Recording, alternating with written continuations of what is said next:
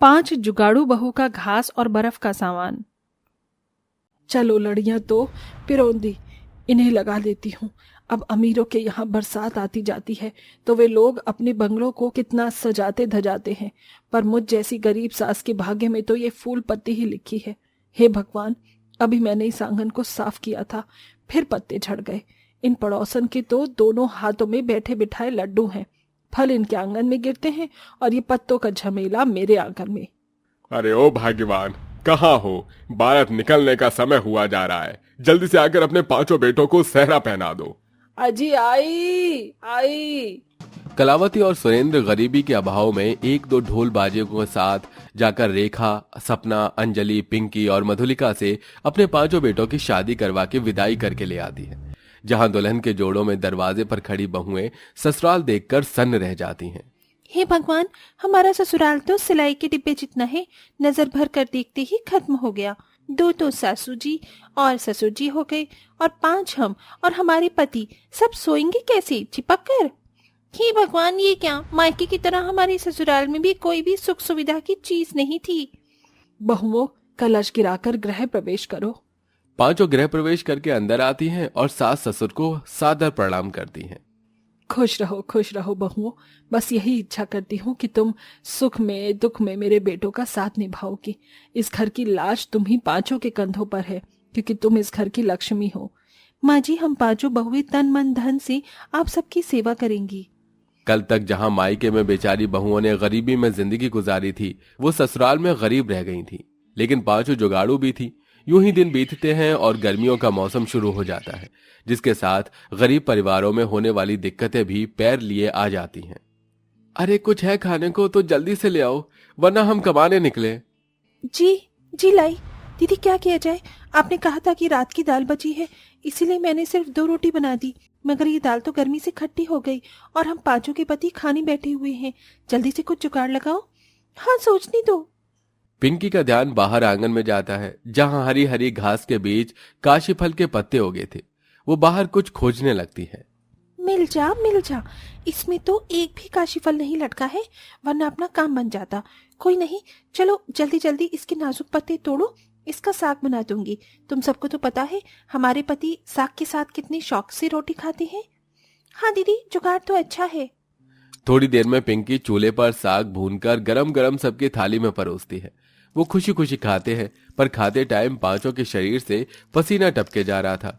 बेचारे हमारे पति गर्मी में कितना परेशान हो रहे हैं, ऐसे में हमारे घर में एक पंखा भी नहीं है।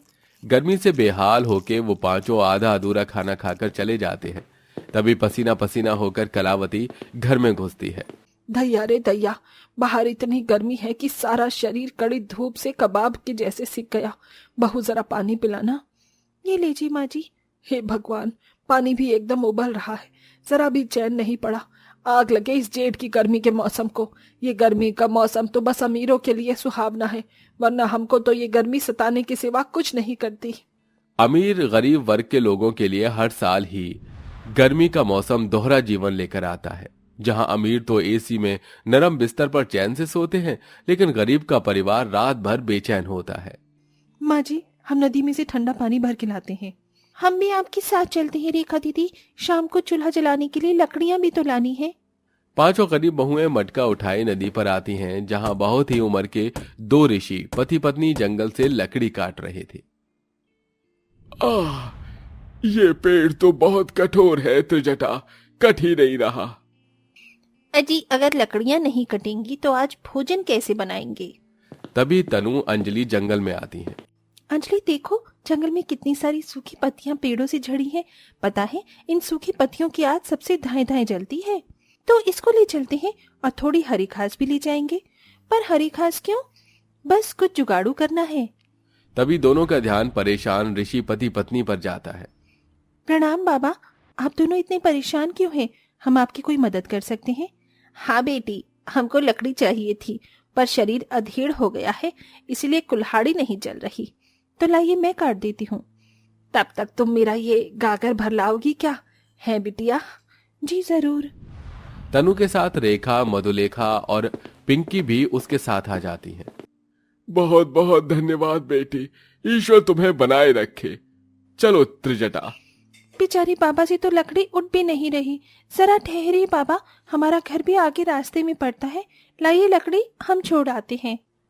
अब तीनों बहू लकड़ी और दो बहू मटके उठाकर तपती धूप में आश्रम तक आती हैं, जो कि बहुत सुंदर था, जैसे उस वातावरण में सजीवता हो। फिर पांचों पसीना पसीना होकर जलती लू चलती दोपहर में दोबारा से नदी पार आकर घास लेके घर लौटती हैं। आ गई तुम बहुओं, मगर इतनी सारी घास क्यों लाई हो? इस गर्मी से बचने का जुगाड़ लगाने के लिए माँ जी। पिंकी मटके को उस हरी घास से ढक देती है, जिससे कि कुछ देर में पानी ठंडा, एकदम ठंडा हो जाता है। ससुम्मा, ससुर जी, ये लीजिए ठंडा ठंडा पानी पीजिए। अरे वाह बहुओं, ये पानी तो सचमुच में ठंडा है। हाँ, ऐसा लग रहा है जैसे फ्रिज के बर्फ का पानी पी रही हूँ। इस गर्मी के मौसम में बेशक खाने को ना मिले, मगर बर्फ जैसा ठंडा पानी मिल जाए तो दिन कट जाता है। जुग जुग जीती रहो मेरी जुगाड़ू बहुओं, तुम्हारा जुगाड़ बहुत ही असरदार है।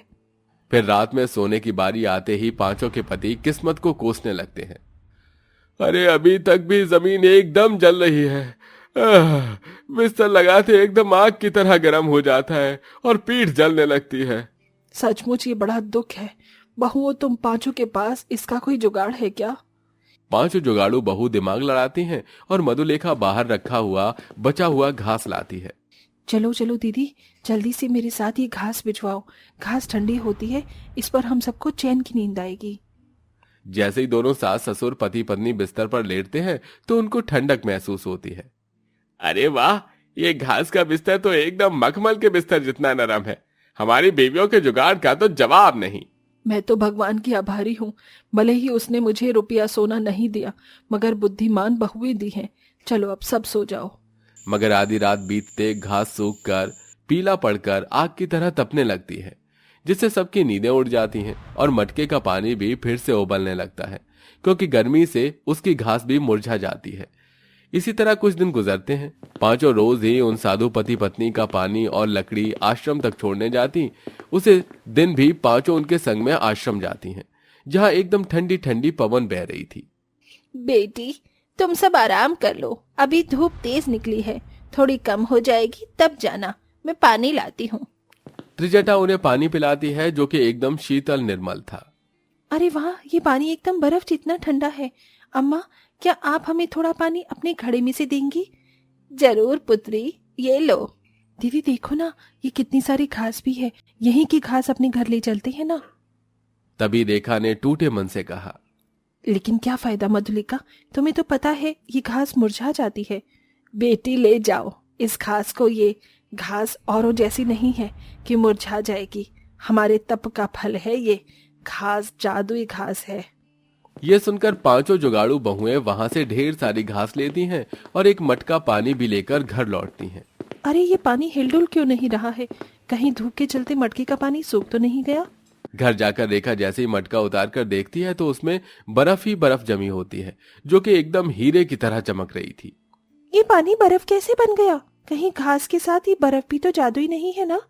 तभी मटके से आवाज आती है, तुमने बिल्कुल सही पहचाना, मैं जादुई बर्फ हूँ। तुम चाहो तो कैसे भी मेरा इस्तेमाल कर सकती हो। मुझे खा भी सकती हो, पी भी सकती हो और सामान भी बना सकती हो।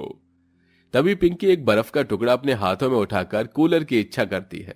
तो फिर जादुई बर्फ के टुकड़े तुम अभी के अभी कूलर में बदल जाओ। पलक झपकते ही बर्फ का कूलर बन जाता है, जिसे देखकर कलावती अचंभित रह जाती है। अरे मोरी मैया, ओ मेरी पांचों जुगाड़ बहू, तुम पांचों जादूगरी भी जानती हो क्या? देखो तो कैसे बर्फ के सामान बना लिए। इसके बाद अंजलि घास उठाकर कहती है, हमारे घर में सोने के लिए एक अच्छा पलंग नहीं है, ये जादुई घास पलंग बनाकर दिखाओ। तभी घास चमचमाता हुआ रोशनी करते हुए घास का पलंग बन जाता है। तब आखिरी बहू तनु फर्नीचर की इच्छा करती है। ये जादुई घास, चलो अब जल्दी से हमें अच्छा अच्छा फर्नीचर और सोफा सेट दे दो, ताकि हमारा घर अच्छा दिखे। और फिर से रोशनी प्रकट होती है, जिससे उनके गरीब ससुराल में घास का फर्नीचर, सोफा सेट, टेबल भी आ जाती है। हमारे घर में जरूरत का सारा सामान आ गया, सिर्फ एक फ्रिज छोड़कर। प्यारी बर्फ, हमको एक अच्छा सा फ्रिज दे दो, ताकि हम इस गर्मी में ठंडा ठंडा पानी पी सके। और तभी बर्फ का फ्रिज भी बन जाता है। इस तरह उन जुगाड़ू बहुओं का ससुराल घास और बर्फ के सामान से रोशन हो जाता है और उनके घर में भी औरों की तरह सुख सुविधाओं का सामान आ जाता है, जिससे उनकी भी गर्मी आखिर में सुहावनी हो जाती है।